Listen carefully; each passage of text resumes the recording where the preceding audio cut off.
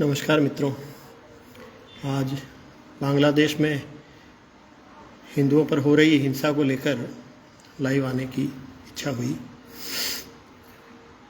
जिस तरह का जघन्य अपराध हिंदुओं के प्रति बांग्लादेश में हो रहा है, उसके विरोध में न तो कोई सरकार, न कोई संगठन, न किसी नेता ने आवाज़ उठाई है। एक तरह से उनको अपनी हालत पे छोड़ दिया गया है। बांग्लादेश की पूर्व प्रधानमंत्री शेख हसीना की पूरी सुरक्षा भारत सरकार कर रही है। क्या हमारी सरकार की ड्यूटी शेख हसीना की सुरक्षा तक ही सीमित है?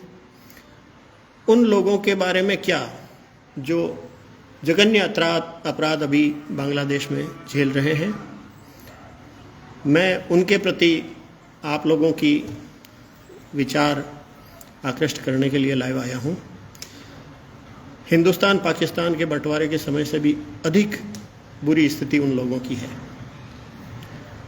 उनके साथ हिंसा की जा रही है, उनके घर जलाए जा रहे हैं, उनके प्रतिष्ठानों को लूटा जा रहा है, लेकिन मजाल किसी भी संगठन या सरकार ने उनके प्रति कोई सहानुभूति दिखाई हो।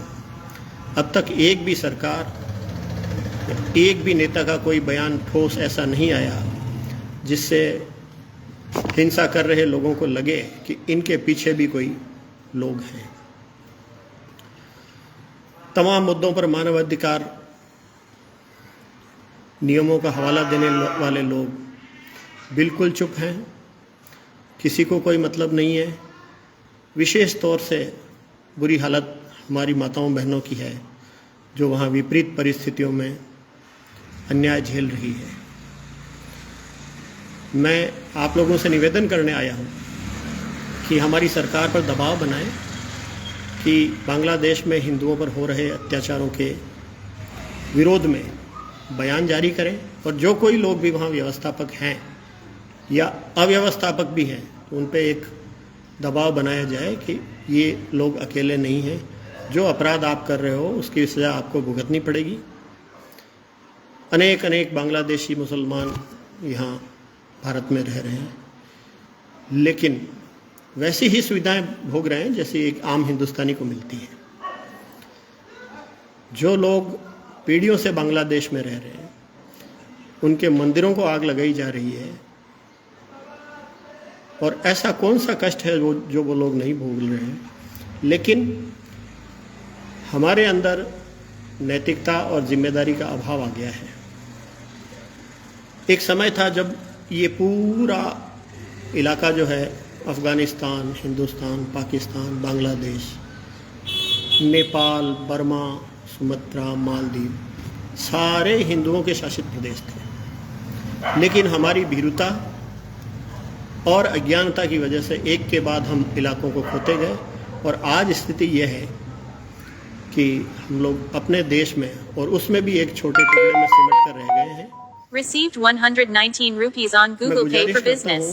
कि आप लोग अपने विधायक से, अपने सांसद से, अपनी सरकार से निवेदन करें कि बांग्लादेश में जो हिंसा हो रही है हिंदुओं के खिलाफ, उसके खिलाफ आवाज़ उठाएं, अपनी जिम्मेदारी लेवें और परिस्थितियों को बदलने की क्षमता विकसित करें। आज कौन है जो दुनिया में कहीं भी हिंदुओं के खिलाफ हो रहे अत्याचारों से रोकने की कोशिश करेगा? मैं निवेदन करना चाहता हूँ कि जहाँ कहीं भी हिंदू परेशानी में हो, हमारे संगठन, हमारे नेता और हमारी सरकार को चाहिए कि वो उनके सुख दुख में भागीदार बने, उन्हें ये महसूस कराए कि आप हमारे परिवार का सदस्य हो। नहीं तो जिस तरह से हम दुनिया के अन्य इलाकों से सिमटते गए और भी सिमटते जाएंगे। ऐसी क्या चीज़ है कि हम चूं तक नहीं कर पा रहे हैं? इतना जघन्य अपराध जब हमारे भाई बंधु झेल रहे हैं, ऐसी कौन सी शक्तियां हैं जिन्होंने पहले अफ़गानिस्तान में तख्ता पलट करवाया, उसके बाद पाकिस्तान का नंबर आया, अभी बांग्लादेश में चल रहा है? क्यों हम भीरुता की चादर ओढ़े बैठे हैं? क्यों हमें जनता के मुद्दों से कोई तिरस्कार नहीं है? जिस तरह से अफ़गानिस्तान, पाकिस्तान, बांग्लादेश में तख्ता पलट करवाए जा रहे हैं, हमें उन शक्तियों को ट्रेस आउट करना चाहिए, देखना चाहिए कि वे कौन लोग हैं। क्या हमारी विदेश नीति की विफलता नहीं है ये? क्या हम हमारा नंबर आने का इंतज़ार कर रहे हैं? इतना बड़ा देश, इतने बड़े संगठन, लेकिन जब हिंदुओं पे अत्याचार हो रहे हैं तो किसी की चूं तक नहीं निकल रही है।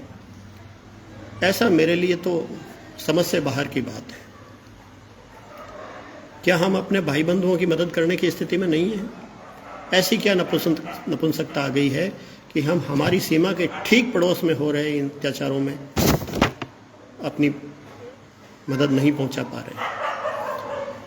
मेरा निवेदन है कि सरकार ये पॉलिसी बनाए कि जहां भी हिंदू दुनिया में कहीं भी रह रहे हैं, उनकी सुख दुख में भागीदार बने और जिस तरह के अपराध बांग्लादेश में हो रहे हैं ऐसे आगे से नहीं हो, इसकी व्यवस्था भी बनाए रखें। जो भी अत्याचारी है उनको सबक सिखाया जाए, उनको सज़ा दी जाए, चाहे किसी भी हालत में, ताकि उनको लगे कि ये हिंदुस्तानी है, ये हिंदू है। अगर इसके खिलाफ कोई अपराध करते हैं तो हमें सज़ा अवश्य मिलेगी, क्योंकि ये एक मजबूत राष्ट्र के नागरिक हैं। और ऐसा दुनिया के कई देश कर रहे हैं। उन देशों के नागरिक कहीं भी जाएं तो उन्हें एक विशिष्ट अतिथि के रूप में देखा जाता है कि भाई ये फलां फलां देश के नागरिक हैं। हमारे लोगों को, हमारे नागरिकों को, हमारे भाई बंधुओं को जहाँ कहीं भी गाजर मूली की तरह काट दिया जाता है और हमारी तरफ से कोई बयान, कोई समर्थन, कोई मदद हम नहीं पेश कर पा रहे हैं, ये हमारी कमजोरी है। और मैं इस मुद्दे पे आप लोगों का ध्यान आकर्षित करने के लिए आया हूँ। अभी मौका है, जो भी दानदाता है, जो मदद कर सकते हैं, सरकार है, संगठन है, उन्हें चाहिए कि वो तत्काल वहाँ पहुँचें और जो दुख हमारे भाइयों पे आया है उसमें सहभागी बने। सभी लोगों से अपने विधायक, अपने सांसद, अपनी सरकार पे दबाव बनाने के लिए आग्रह करता हूँ। और ऐसा करने से निश्चित ही हमारी सरकार जो है उन हिंदुओं के कल्याण के लिए अग्रसर होगी। यही आप सबसे विनय करने आया था। धन्यवाद। जय हिंद।